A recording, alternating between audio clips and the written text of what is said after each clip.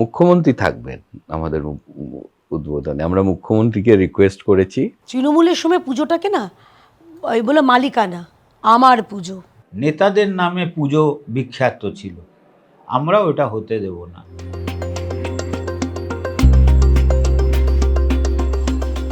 আমি নির্দিষ্ট একটা বার্তা দিয়েছি আমার দলের পক্ষ থেকে, যে আমার দলের বিধায়ক যিনি আছেন তিনি নিজের নির্বাচনী কেন্দ্রে দুর্গাপুজোয় অংশগ্রহণ করবেন। একটা নয় 100টা পুজোয় অংশগ্রহণ করবেন। স্বতঃস্ফূর্তভাবে রাজনীতির চাপের কাছে মাথা নত না করে নিজেদের স্বকীয়তা বজায় রেখে যদি কোনো সংগঠন, কোনো সর্বজনীন দুর্গাপুজো কমিটি আপনাকে সভাপতি করতে চায়, চেয়ারম্যান করতে চায়, পৃষ্ঠপোষক করতে চায়, আপনি হবেন, কারণ আপনি জনপ্রতিনিধি। কিন্তু জোর করে দুর্গাপুজো দখল, যেখানের সঙ্গে আপনার কোনো যোগাযোগ নেই, আপনি যেখানে থাকেন না, শুধুমাত্র একটা ক্ষমতার রং বদল হয়ে গিয়েছে বলেই আপনি একটা পুজো দখল করে নেবেন রাজনীতির নামে, এটা সম্ভব নয়, এটা চলতে পারে না।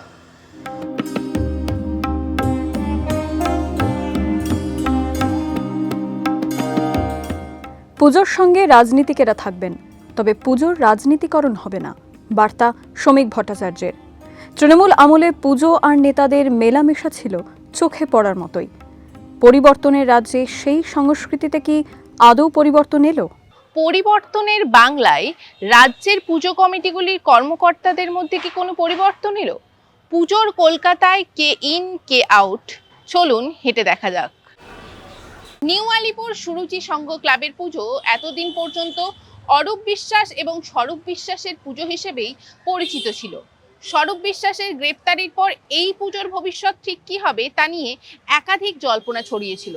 তবে পুজোর প্রস্তুতি চলছে জোর কদমে এবং উদ্যোক্তাদের মধ্যে রয়েছেন উত্তর দমদমের বিজেপি বিধায়ক সৌরভ শিকদার।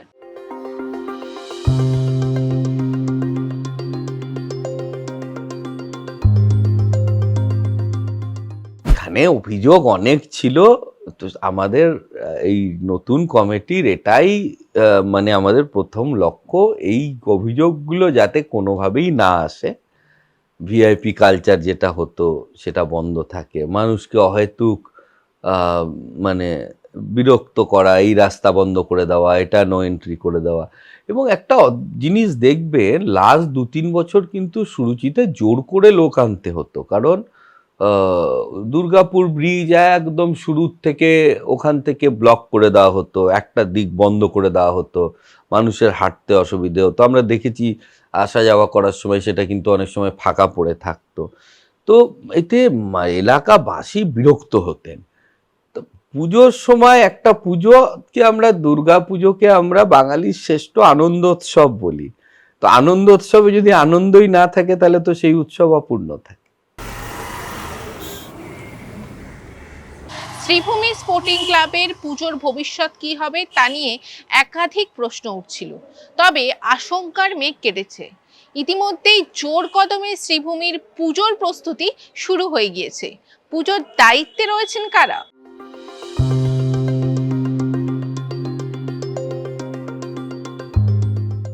সুজিত বোস একা ছিলেন, আমরা সার্বজনীনভাবে সবাইকে সম্মিলিতভাবে এখানে ক্লাবের যারা পুরনো দিনের এই ক্লাবে কৃতদাস ছিলেন, যারা মুক্তি পেয়েছেন, তারা নতুন করে আবার চাইছেন যে শ্রীভূমি যেন তার উচ্চতায় থাকে এবং অভিনবত্বে বাংলায় যেন আবার একটা দিগদর্শন দেখায়। এটা ব্যক্তি পুজো নয়, এটা সার্বজনীন পুজো।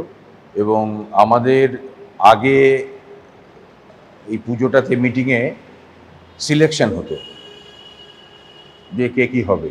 এবার আমরা পাড়াতে প্রায় 500 লোক আমাদের মিটিং এসেছিলেন, আমাদের এই ক্লাব ঘরেই হয়েছিল, দেখছেন আমাদের কত বড় ক্লাব ঘর। সেখানে প্রায় পাড়া থেকে 500 লোক, আরও বেশি, তারা এসে এই পুজোতে কে কী হবে না হবে তাদের আমরা সর্বসম্মতভাবে সেই পোস্টগুলো পেয়েছি। তৃণমূল জামানায় একাধিক নেতা নেত্রীকে দেখা যেত বিভিন্ন পুজোর আয়োজকের ভূমিকায়। এবারেও বিজেপির নেতা নেত্রীদের বিভিন্ন পুজোর সঙ্গে সক্রিয়ভাবে যুক্ত থাকতে দেখা যাচ্ছে।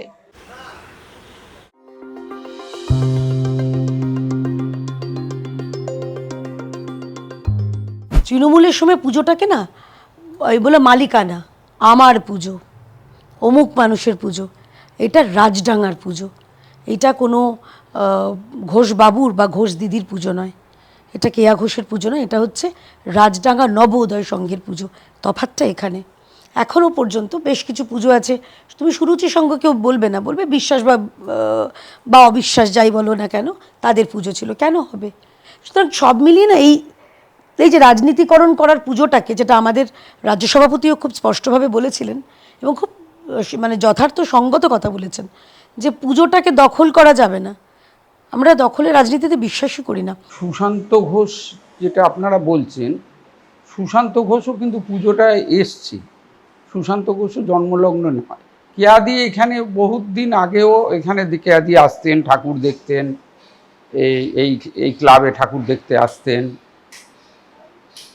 তখন থেকে কেয়াদির এখানে একটা ছিল।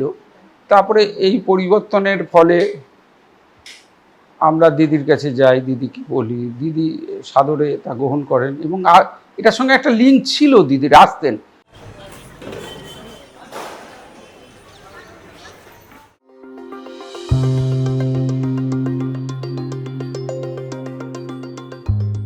একটা পাড়ায় তো সব দল থাকে।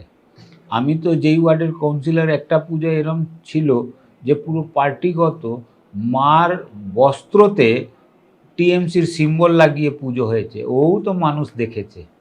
তো এইটাই আমরা, আমাদের সংস্কৃতি, আমাদের কালা, আমাদের যে দুর্গা পুজোর ঐতিহ্য আছে, ওটা আমরা মেনটেন করতে চাই। আগে যে কমিটিটা ছিল ওরা একটা রাজনীতি দিয়ে এটা পুজোটাকে করছিল, কিন্তু ওইটা তারপরে একটা আমাদের এখানে পিছন দিকে যে একটা জায়গাটা আছে আপনি দেখতেই পাচ্ছেন, যে কমিউনিটি হলের পাশে ওই জায়গাটার মধ্যে এটা আনলিগাল মানে একটা মানে এটা বানিয়েছিল আর ওটাকে ইউজ করছিল। জাস্ট ওইটা কিন্তু চোরবাগান ওর সাথে যুক্ত ছিল না, কিন্তু ওটাকেই বানানোর জন্য এইসব করা হয়েছে। এটা আগের কমিটির ব্যাপার। এখন পাড়া প্রতিবেশী সবাই মিলে আমরা ভেবেছি পুজো আছে, পুজো তো আমাদেরকে করতে হবে, আর আমাদের যে অতজন আমরা সবাই জুড়ে আছি, সেই পুজোটা আরও ভালোভাবে করা যায়। আমাদের কোনো রাজনীতিক দিয়ে কোনো মতলব নেই।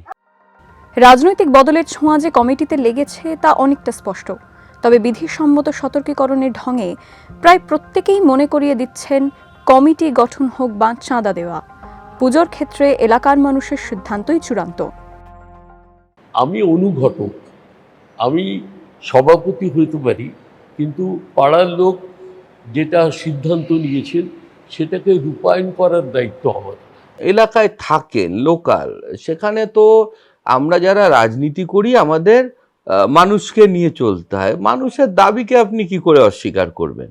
মাননীয় মুখ্যমন্ত্রী বলেছেন আড়ম্বর করে পুজো হবে, এবং যেহেতু ভয়টা আউট হয়ে গেছে, আমরা কারোকে প্রেশারাইজ করছি না, চাপ দিচ্ছি না, দিতেই হবে, এই অ্যামাউন্ট না দিলে আপনার অমুক শাটার ফেলে দেওয়া হবে, এগুলো নয়। যেটা আমরা একটা অনুরোধ জানাচ্ছি, যারা যারা মানে ব্যবসাদার রয়েছেন, স্পন্সর রয়েছেন, তারা তাদের কমফোর্টেবলি যেটা দেবেন আমরা সেটা করব। আমাদের রাজ্য সভাপতি থেকে নিয়ে মুখ্যমন্ত্রীও আমাদের শুভেন্দু দাও একটাই কথা বলেছে, আজ পর্যন্ত যেরম এই কয়েক বছরের মধ্যে পুজোর পাড়ার নাম থেকে বড় নাম নেতাদের দখলদারির হয়ে গেছিল, ওইটা আমরা করছি না। পুজো উদ্যোক্তারা যারা পুজো করেন, পাড়ার লোক পুজো করেন, ওরা নিজের হিসাবে যা থিম নিয়ে যেরম করে পুজো করবে। পুজোয় নেতারা আছেন, তবে তার নেতাদের পুজো হয়ে উঠবে না, বার্তা দিচ্ছেন এবার পুজোর সঙ্গে যুক্ত হওয়া বিজেপি নেতারা। সেই বদল সত্যি হবে নাকি স্রেফ মুখের কথা হয়ে থেকে যাবে, সাক্ষী দেবে শারদবালা।